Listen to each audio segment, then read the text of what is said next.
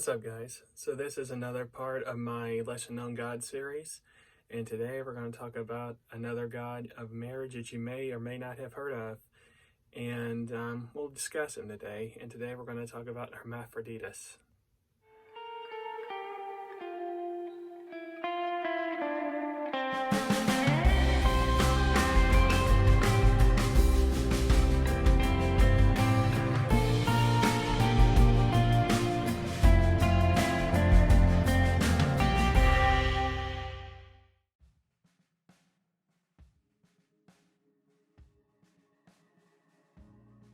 So Hermaphroditus, or sometimes known as Aphrodite, is what it sounds like. He is the son of Aphrodite and Hermes, which is where the name Hermaphroditus came from.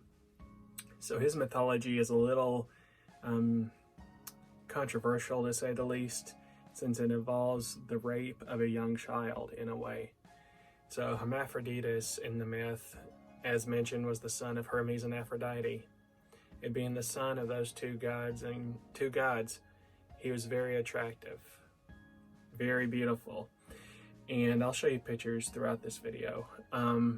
But he was bathing in the pool one day when a nymph saw him, a female nymph saw him, and lusted after him. And she wanted to do her thing with him, and he kept refusing her. Until one day she literally jumped him and literally tried to rape him. And he was trying to fight her off. And she begged the gods that they be, Hermaphroditus and the nymph, be together forever.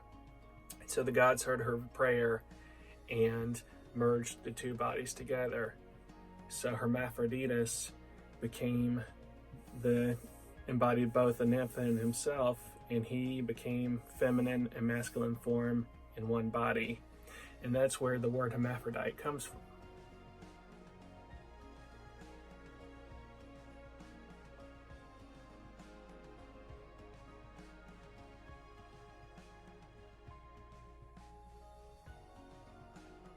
So not too much is known about this god, other than that he was the god of hermaphrodites and effeminate men, is the way it was described. And some people would also worship him as the god of marriage, because he was the union of male and female literally together. So it is thought that he was also a god, a marriage god. So it's an interesting story about Hermaphroditus, especially for those in the gay community. A lot of people in the gay community will recognize Hermaphroditus because it is said that in his worship in ancient times, men and women would exchange clothes and during the rituals and of the worship of Hermaphroditus. So I just wanted to throw it out there that there is a god that you may have heard of or may not have heard of that was worshipped back in ancient days, that he wasn't as popular probably as others, which is why most people have never heard of Hermaphroditus. They've heard of hermaphrodites, but that's where that word comes from. It's interesting.